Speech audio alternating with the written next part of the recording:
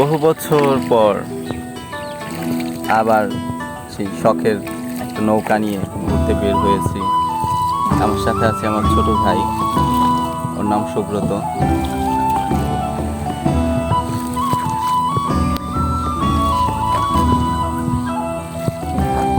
নদীতে জোয়ার এসে গেছে,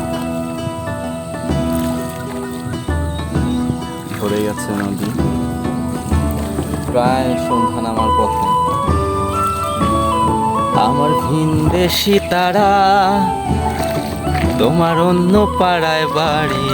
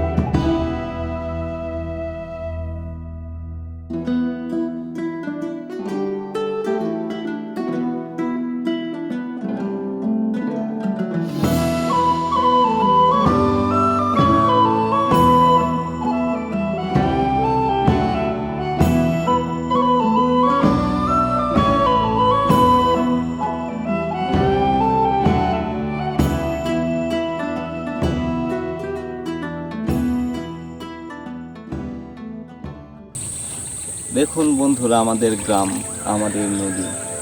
ছোটবেলায় আমরা যে কবিতাটা শুনেছি, আমাদের ছোট নদী চলে বাঁকে বাঁকে, বৈশাখ মাসে তার হাঁটু জল থাকে, সেই নদীটি আজ আষাঢ়ে নদী ভরে টইটুম্বুর হয়ে আছে। আজ অনেক বছর পর একটু বৈঠা হাতে নৌকা নিয়ে বের হয়েছে একটু ঘুরতে।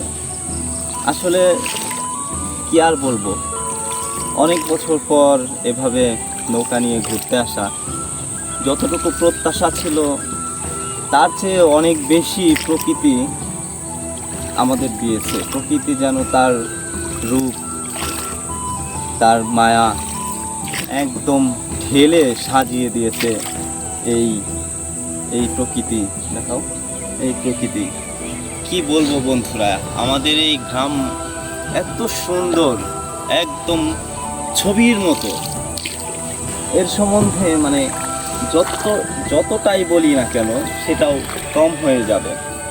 আসলে বলে বোঝাতে পারবো না এই আমাদের এই নদী, এই গ্রাম, এই গ্রামের ঐতিহ্য, এগুলো আসলে এত সুন্দর, এত নান্দনিক, কি বলবো, এটা আমার ভাষায় প্রকাশ করে বলার মতো কিছু ভাষা আমার জানা নেই, যেটা বলে আমি মনের ভাষা আমি ব্যক্ত করতে পারবো, যেটা বলে আপনাদের বোঝাতে পারবো যে এই সৌন্দর্য আসলে কতটা মায়াবী, কতটা অভূতপূর্ব।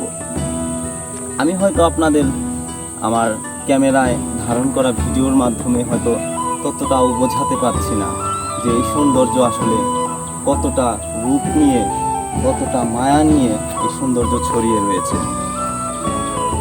তো বন্ধুরা, আপনাদের সবার আমার গ্রামে এসে ঘুরে যাওয়ার, বেড়াতে আসার নিমন্ত্রণ আপনাদের সবাইকে। আপনারা যদি পারেন আমার গ্রামে এসে বেড়াতে আসবেন। এখানে আসলে আশা করি প্রকৃতি আপনাদের নিরাশ করবে না। এই সৌন্দর্য দেখে মুগ্ধ হয়নি এমন মানুষ খুব কমই পাওয়া গেছে।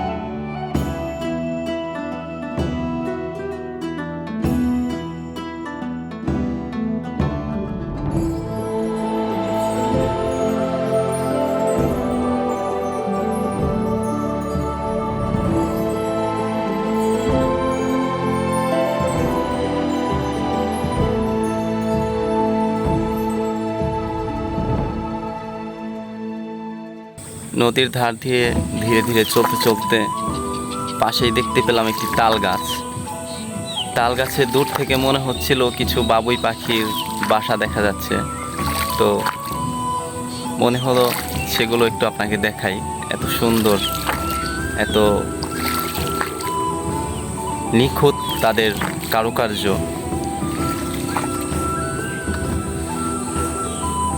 ওই গাছটাতে দেখা যাচ্ছে, আমি একটু দেখানোর চেষ্টা করব।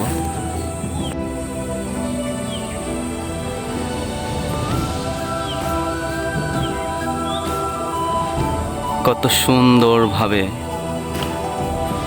ঝুলে আছে বাসাগুলো তাদের।